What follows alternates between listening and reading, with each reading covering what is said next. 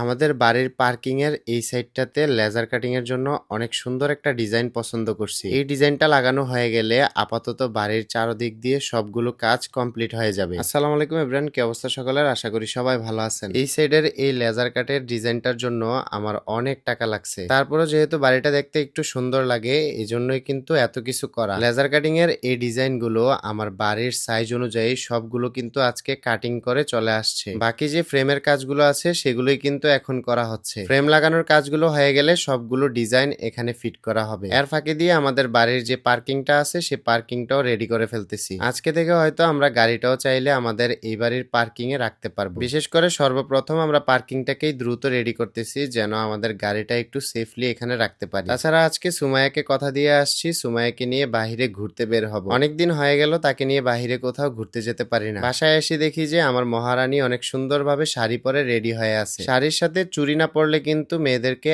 একদমই মানায় না। এজন্য সুমাইয়াকে আমি দুমোট চুড়ি এনে দিছি, পাশাপাশি চুড়ির সাথে এখানে কয়েকটা আংটিও ছিল। আংটি এবং চুড়ি সবগুলোই কিন্তু আমি নিয়েছি টুকিটাকি বাই নিয়াত ফেসবুক পেজ থেকে। পেজটা আমার এই ভিডিওর ডেসক্রিপশনে মেনশন করা থাকবে। আজকে কিন্তু ঘোরাঘুরির পাশাপাশি আমরা ঢাকা ইজি শপেও যাব, যেখানে আমরা প্রতিনিয়ত রেগুলারই যাই। সেজন্য আগে থেকেই ভালোভাবে পরিপাটি হয়ে সুন্দরভাবে দুজন রেডি হয়ে নিচ্ছি। ঘুরতে যাওয়ার আগ দিয়ে সে আবার আমাকে বলতেছে যে আজকে ঘোরার আগে আমরা আমাদের নতুন বাড়িতে যাব এন্ড গিয়ে দেখবো কতটুকু কি কাজ হয়েছে। তাই তাকে নিয়ে আবারও আমি আমাদের নতুন বাড়িতে চলে আসছি। বাড়ির যত ধরনের স্যানিটারি মালামাল ছিল সব স্যানিটারি মালামাল কিন্তু একদিনেই একসাথে সবগুলো কিনে ফেলছি। এন্ড আমার একদমই আইডিয়া ছিল না যে স্যানিটারি মালামালে এত টাকা খরচ হবে। বাহিরের কাজের তুলনায় ভিতরের কাজে দেখতেছি যে আরো কয়েক গুণ বেশি টাকা লাগতেছে। স্যানিটারি মালামাল লাগালেই কিন্তু কাজ শেষ নয়, এছাড়াও কিন্তু টাইলসের কাজ বাকি, তারপরে দরজার কাজও বাকি। বিশেষ করে যে গ্রিল গুলো লাগাইছি সেগুলোতে কিন্তু এখনো পর্যন্ত থাই বা এসএস লাগানো হয়নি, সেগুলোও লাগাতে হবে। ভিডিওর ফাঁকে দিয়ে আপনাদেরকে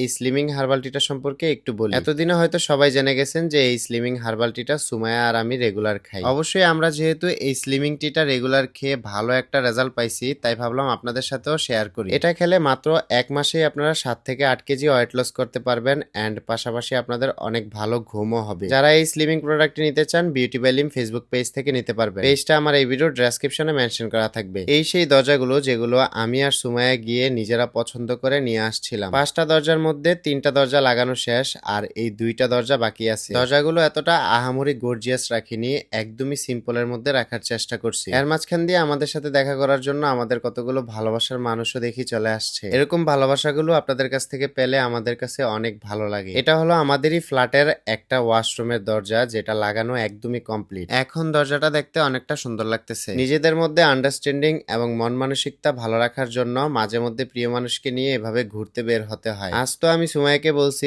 আজকে তোমার যত খুশি তত তুমি ঘুরে বেড়াবা এন্ড তুমি যেই জায়গায় যেতে চাও আজকে তোমাকে সেই জায়গায় নিয়ে যাবো। আজকে এই পর্যন্তই। সবাই ভালো থাকবেন, সুস্থ থাকবেন। দেখা হচ্ছে পরবর্তী ভিডিওতে। আল্লাহ হাফেজ।